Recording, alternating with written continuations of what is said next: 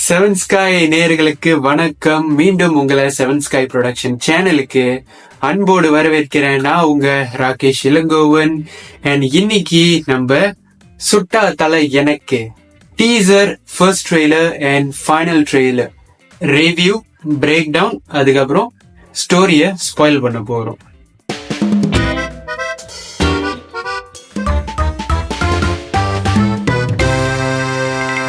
முதல்ல நம்ம ஸ்டோரியை பிரேக் டவுன் பண்றதுக்கு முன்னுக்கு, அந்த கதை எப்படி இருக்கும் அப்படின்னு கெஸ் பண்றதுக்கு முன்னுக்கு, இந்த டீசர், ட்ரெய்லர் எல்லாம் ஓவராலா எப்படி இருந்துச்சு நம்ம பாத்துருவோமே.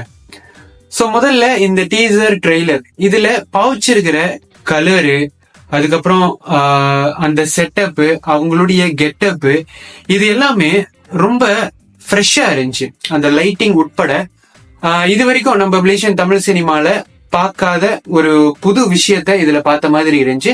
சோ ஃப்ரெஷ்ஷா இருந்துச்சு, ஜாலியா இருந்துச்சு, அப்புறம் ஃபன்னாவும் இருந்துச்சு ட்ரெய்லரு. அடுத்து இந்த டீசர் அண்ட் ட்ரெய்லர்ல ரொம்ப முக்கியமான விஷயம் அந்த பேக் டிராப் செட்டப்பும் அந்த லைட்டிங்கும். இந்த பேக் டிராப் செட்டப்பும் லைட்டிங்கும் அந்த ஒரு ஸ்பெசிபிக் பீரியட் ஆஃப் டைம் உடைய ஃபீல நல்லாவே கொடுத்துச்சு. இப்ப நம்ம ஹாலிவுட் மூவிஸ்ல பார்த்திருப்போம்ல, மார்க் ஆண்டனி, ஜில் ஜங் ஜக்கு, இந்த படம்லாம் நம்ம பார்த்திருப்போம்ல. சோ அதுல வர அந்த அவங்க பண்ண அந்த லெவலுக்கு நம்ம ஆளுங்க, நம்ம மலேசியா தமிழ் படம் நல்லாவே மேட்ச் பண்ணிருக்காங்க. இப்ப நீங்க எல்லாம் கேட்கலாம், என்னதுக்குடா நம்ம படங்கள் வந்தா எப்ப பார்த்தாலும் ஹாலிவுட் படத்தோடயே கம்பேர் பண்றீங்க அப்படின்னு. வேற வழி இல்ல ப்ரோ, முக்காவாசி டைம் நம்ம கம்பேர் பண்ணி தான் ஆகணும். ஏன்னா the number of films that ஹாலிவுட்ல செய்யறது நம்மளை விட அதிகமாவே இருக்கு. அண்ட் டெஃபினட்டா நம்மளுடைய சில படங்கள் ஹாலிவுட் படத்துடைய தரத்தை விடவே ரொம்பவே நல்லா இருக்கு, இன்டர்நேஷனல் ரீதியாவும் இருக்கு. சோ அவங்க ஒரு படத்துல பண்ணாத விஷயங்களை நம்மளும் பண்ணிட்டு தான் இருக்கோம். நம்மளும் அதை மென்ஷன் பண்ணி அப்ரிஷியேட் பண்ணிக்கிட்டு தான் இருக்கோம். பட் சில படங்கள் நம்ம கம்பேர் பண்ணி தான் ஆகணும், ஏன்னா அவங்க ஆல்ரெடி பண்ணிட்டாங்க. சோ நம்ம அந்த மாதிரி ஒரு ஃபீல்ட்ல நம்ம கொடுக்கறோம்ல. சோ அந்த படத்தை பார்த்து நம்ம ஆளுங்களுக்கு என்னடா அந்த படம் மாதிரியே இல்லையே, அதை பார்த்து ஒரு எக்ஸ்பெக்டேஷன் அதெல்லாம் வச்சிருப்பாங்கல்ல. சோ அது மேட்ச் பண்ற மாதிரி நம்ம கண்டிப்பா கொஞ்சம் கம்பேர் பண்ணி தானே ஆகணும். அடுத்து ஒரு முக்கியமான விஷயம், இந்த படம் இவங்க ப்ரொமோட் பண்றப்ப, இதை பிராண்டிங் பண்றப்ப மலேசியா தமிழ் படத்திலே ஒரு பிகெஸ்ட் ஆக்ஷன் படமா இத ப்ரொமோட் பண்றாங்க. சோ இந்த ட்ரெய்லர், டீசர் இதெல்லாம் பாக்குறப்ப கொஞ்சம் அந்த ஆக்ஷன் செக்மெண்ட் அவங்க எதை சொல்லி ப்ரொமோட் பண்றாங்களோ அந்த செக்மெண்ட் கொஞ்சம் குறைவா இருக்கிற மாதிரி இருக்கு. சில ஸ்டன்ஸ் எல்லாம் இருக்கு, நான் இல்லைன்னு சொல்ல, சில ஸ்டன்ஸ், சில ஆக்ஷன் இதெல்லாம் இருக்கு, ஆனா கொஞ்சம் குறைவா இருக்கு. பிகாஸ் அவங்க பிகெஸ்ட் ஆக்ஷன் பிலிம்னு ப்ரொமோட் பண்றப்ப டீசர் அண்ட் ட்ரெய்லர்ல கொஞ்சமா இருக்கிறது மேபி மெயின் படத்துல இருக்கிறத ஃபுல்லா இதுல காமிக்க வேணாம். சோ நம்ம மெயின் படத்துல வர அந்த மோஸ்ட் ப்ராபப்ளி சொல்லப்படுற அந்த பிகெஸ்ட் ஆக்ஷன் இதெல்லாமே டீசர் அண்ட் ட்ரெய்லர்ல நம்ம ஸ்பாயில் பண்ண வேணாம், ஜஸ்ட் ஒரு ஃபியூ பெர்சன்டேஜ் இதுல கொடுக்கலாம் அப்படின்னு நினைச்சிருப்பாங்க போல. ஜஸ்ட் அவங்க எதை சொல்லி ப்ரொமோட் பண்றாங்களோ அது படத்துல நிறைவாவே இருந்தா ஆடியன்ஸ் நம்ம பார்த்து ஒரு எக்ஸ்பெக்டேஷன் வச்சிருக்கோம்ல, அந்த நிறைவையும் படம் பூர்த்தி செய்யும் அப்படின்னு நம்புவோம்.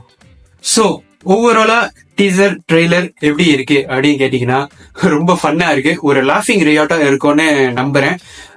டெக்னிக்கல் சைடு ரொம்ப ஒர்க் போட்டிருக்காங்க, அது பார்க்கவே ரொம்ப ஃப்ரெஷ்ஷாவும் நல்லா இருக்கு, புதுசா இருக்கு. இப்ப நம்ம என்னோட ஃபேவரட் செக்மெண்ட்டுக்கு வரும்.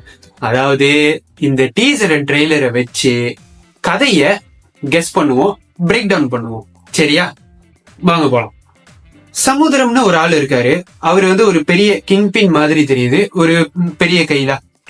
சோ அவருக்கும் மிஸ்டர் எக்ஸ் சொல்லப்படுற ஒருத்தருக்கும் ஒரு டீலிங் நடக்குது, ஒரு கன்சைன்மெண்ட் இல்ல ஒரு டாஸ்க், ஒரு வேலைன்னு வச்சுப்போமே. சோ இந்த மிஸ்டர் எக்ஸ் குரூப்ல இருக்கிற யாரோ ஒருத்தர் இந்த கன்சைன்மெண்டோ, இந்த டாஸ்கோ, இந்த வேலையில கிடைக்கிற ஆதாயத்தை, அந்த வேலையை கெடுத்து ஆட்டைய போட ஒரு பிளான் ஒண்ணு போடுற மாதிரி தெரியும். ஆன் தி அதர் ஹேண்ட் ஒரு 4 பேர் கொண்ட ஒரு குழு சமுத்திரத்துக்கும் மிஸ்டர் எக்ஸுக்கும் நடக்க போற இந்த டீலிங், அது மூலியமா கிடைக்க போற அந்த ஆதாயத்தை பத்தி அவங்களுக்கு தெரியுது. அவங்களும் ஒரு பிளான் போடுறாங்க, அந்த ஆதாயத்தை கைப்பற்ற. ஆதாயத்தை அடைஞ்சிடலாம், ஆனா அந்த வேலையை கெடுக்கணும்ல. அப்ப அந்த வேலையை கெடுக்கிறதுக்கு இந்த கதையோட 3 ஹீரோ கிட்ட போறாங்க. அந்த 3 ஹீரோட பேர் என்னதுன்னா பூகம்பம் அண்ணன், ஸ்மார்ட் இல்ல ஷார்ப் ஷூட்டர் சேகர், அப்புறம் பக்கா பிளான் பக்ரி நினைக்கிறேன். இது எப்படி உனக்கு தெரியும் அப்படின்னு பாத்தீங்கன்னா அந்த டீசர் அண்ட் ட்ரெய்லர்லயே இருக்கும். நான் உங்களுக்கு காட்டுறேன், நீங்க பாருங்க. சோ இவங்க இந்த 3 பேர்கிட்ட போறாங்க. இப்போ உங்களுக்கு ஒரு கேள்வி வரலாம், இவங்களே ஆல்ரெடி 4 பேர் இருக்காங்க, எதுக்கு 4 பேர் 3 பேர்கிட்ட போகணும் அப்படின்னு. மிஸ்டர் எக்ஸ் அவருடைய குரூப் ஒரு டீம் ஒண்ணு இருக்கு, சமுத்திரம் அவருடைய ஒரு டீம் ஒண்ணு இருக்கு, ஒரு குரூப் இருக்கு. சோ இந்த 2 டீம் கூட போட்டி போடுறதுக்கு அவங்களுக்கு நிகரா ஒரு டீம் தேவைப்படுதுல. சோ அந்த டீம் தான் நம்ம 3 ஹீரோ இருக்கிற டீம். சாங்ஸ்ல சொன்ன மாதிரி அதாவது ரவுடியா இருக்காங்க. ஏன்னா வளரும் மண்ணின் ரவுடிஸ் அப்படின்னு சொல்லிட்டு தான் சாங்ஸே இவங்களை லேபிள் பண்ணி வெளியாக்குனாங்க. சமுத்திரம், மிஸ்டர் எக்ஸ் அவங்க ஃபீல்டுல உள்ள ஒரு டீம் தான் நம்ம 3 ஹீரோ இருக்கிற இந்த டீம். சோ இவங்களை தேடி இந்த 4 பேர் கொண்ட குழு வராங்க. வந்துட்டு அவங்கள அப்ரோச் பண்றாங்க. அதாவது இந்த மாதிரி ஒரு கன்சைன்மெண்ட், ஒரு வேலை ஒண்ணு நடக்க போது, அந்த வேலைய கெடுத்து கொடுங்க, அது மூலியமா வர ஆதாயத்தை நம்ம பிரிச்சுக்கலாம் அப்படின்னு சொல்லி ஒரு ஃபேக் ப்ராமிஸ் பண்ணி இவங்களை அப்ரோச் பண்ற மாதிரி இருக்கு. And at the same time இந்த நம்ம 3 ரவுடி ஹீரோஸ் இருக்காங்க தெரியுமா, இவங்களுக்கும் சமுத்திரமுடைய இடத்துக்கு வரணுங்கிற ஆசை இருக்குன்னு நினைக்கிறேன். அந்த ஆசைய இந்த 4 பேர் தெரிஞ்சுக்கிட்டு அவங்கள பயன்படுத்திக்கிற மாதிரி இருக்கலாம். அட் த சேம் டைம் நம்ம 3 ஹீரோஸ் இருக்காங்கல்ல, அவங்களும் ஒரு கட்டத்துல இந்த 4 பேரு கொண்ட குழுவை ஏமாத்திட்டு அந்த ஆதாயத்தை அவங்க மட்டும் எடுத்துக்கலாம் அப்படிங்கிற இன்னொரு ஆசையிலையும் இருக்கிற மாதிரி எனக்கு தோணுது. ஒரு கட்டத்துல இந்த வேலை கெடுக்கப்பட்டுருச்சு. இப்ப ட்விஸ்ட் என்னதுன்னா, அந்த ஆதாயம் இருக்குல்ல, அந்த ஆதாயத்தை இந்த 4 பேரு கொண்ட குழு நம்ம 3 ஹீரோஸை ஏமாத்தி எடுத்துக்கிறாங்க. எடுத்துக்கிட்டா சும்மா எடுத்துக்கிட்டது மட்டும் இல்லாம நினைக்கிறேன், எடுத்துக்கிட்டா சும்மா எடுத்துக்கலன்னு நினைக்கிறேன். மிஸ்டர் எக்ஸ் குரூப் கிட்டையும் சமுத்திரம் குரூப் கிட்டையும் இந்த 3 ஹீரோஸ் தான் இந்த வேலையை செஞ்சாங்க அப்படின்னு கோத்து விட்டுட்டு ஆதாயத்தை அடிச்சுட்டு ஓடிட்டாங்கன்னு நினைக்கிறேன். இப்ப கிளைமேக்ஸ் எப்படி இருக்கும் அப்படின்னா, நம்ம 3 ஹீரோஸ் சமுத்திரம் கேங் கிட்ட இருந்தோம், மிஸ்டர் எக்ஸ் கேங் கிட்ட இருந்து எப்படி தப்பிக்கிறாங்க, எப்படி அந்த 2 கேங்கையும் சமாளிக்கிறாங்க, அட் த சேம் டைம் இந்த ஆதாயத்தை அடிச்சுட்டு போன இந்த 4 பேர் கொண்ட குழுவை எப்படி கண்டுபிடிக்கிறாங்க அப்படிங்கிறது தான் கிளைமேக்ஸா இருக்கும் நினைக்கிறேன். அண்ட் இந்த ஒட்டுமொத்த படத்துடைய லீனியர் ஃப்ளோ கதையா இருக்கும்னு நான் கெஸ் பண்றேன். சரி, அது என்ன லீனியர் ஃப்ளோ கதை? அப்ப இந்த கதையில வேற நான் லீனியரா வேற ஒரு ஃப்ளோல வேற ஒரு லேயர் இருக்கா அப்படின்னு கேக்குறீங்களா? ஆமாங்க, இருக்குன்னு நான் நினைக்கிறேன். எதை வச்சு சொல்ற அப்படின்னு கேக்குறீங்களா? இப்ப உங்களுக்கு சில பிக்சர்ஸ் நான் ஒண்ணு காட்டுறேன், அத பாருங்க. ஓகே, பாத்துட்டீங்களா? அந்த பிக்சர்ஸ் வேற எதுவும் இல்ல, இந்த டீசர் அண்ட் ட்ரெய்லர்ல எடுத்த ஸ்கிரீன்ஷாட்ஸ் தான். இப்ப இந்த பிக்சர்ஸ்லயும் இந்த கதையிலையும் ஒரு பெரிய கன்ஃபியூஷன் ஒண்ணு இருக்கு, ஒரு பெரிய மிஸ்ட்ரி ஒண்ணு இருக்கு. என்னதுன்னா, இந்த கதை எந்த காலகட்டத்துல நடக்குது அப்படிங்கிறது. சோ இந்த சில பிக்சர்ஸ்ல பாத்துக்கிட்டோம்னா, இந்த கதை என்னமோ விண்டேஜ் டைம் பீரியட்ல, ஒரு ரெட்ரோ டைம் பீரியட்ல நடக்கிற மாதிரி காமிக்கிறாங்க. அந்த ஓல்டு மாடல் காரா இருக்கட்டும், அவங்க போட்டிருக்கிற கெட்டப்பா இருக்கட்டும். பொதுவா இப்ப நம்ம இருக்கிற பீரியட் ஆஃப் டைம்ல கூட சில இடத்துல பழைய ஜாமாஸ் எல்லாம் கலெக்ஷன் பண்ணி ஒரு விண்டேஜ் கலெக்ஷனா வச்சிருப்பாங்க. ஆனா பரவாயில்ல, இருந்தாலும் நம்ம கதைக்கு வருவோம்.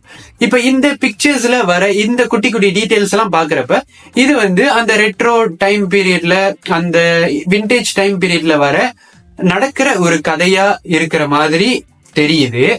ஆனா இதுலயும் ஒரு ட்விஸ்ட் இருக்கு. இப்ப இந்த பிக்சர் நீங்க பாருங்களேன், கவனிச்சீங்களா?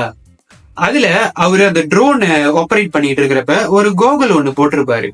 அந்த கோகுலை நான் கூகுள்ல தேடி பாக்குறப்பதான் தெரியுது, அது மேனுஃபேக்சர் பண்ண வருஷம் என்னன்னு பாக்குறப்ப 2018 இருக்கு. விண்டேஜ் டைம் பீரியட்ல இப்படிப்பட்ட ஒரு மாடர்ன் டிவைஸ் இருக்கு, ஒரு பெரிய மிஸ்ட்ரியா இல்ல? அப்ப டெஃபினட்டா இந்த கதை எனக்கு என்னமோ வேற வேற டைம் பீரியட்ல நடக்கிற மாதிரி தான் தெரியுது. இன் கேஸ் இந்த படத்துடைய கதை மார்க் ஆண்டனி படத்தோட ஒரு இன்ஸ்பிரேஷனா அதுல வர ஒரு கான்செப்டை இன்ஸ்பயர் பண்ணி எடுத்திருந்தாங்கன்னா, இப்ப மார்க் ஆண்டனி படத்துல அந்த டெலிபோன் மூலியமா டைம் டிராவல் பண்ற மாதிரி ஒரு கான்செப்ட் இருக்கும். அந்த கான்செப்டை இன்ஸ்பயர் பண்ணி இவங்க எடுத்திருந்தாங்க அப்படின்னா, எனக்கு என்னமோ அந்த கோகல் போட்டு அந்த ட்ரோன் ஆப்ரேட் பண்றாங்கல்ல, இந்த மாடர்ன் ஏஜுக்கும் விண்டேஜ் ஏஜுக்கும் ஏதோ கனெக்ஷன் கொடுக்கிற ஒரு டிவைஸா இருக்கலாம் அப்படின்னு எனக்கு தோணுது.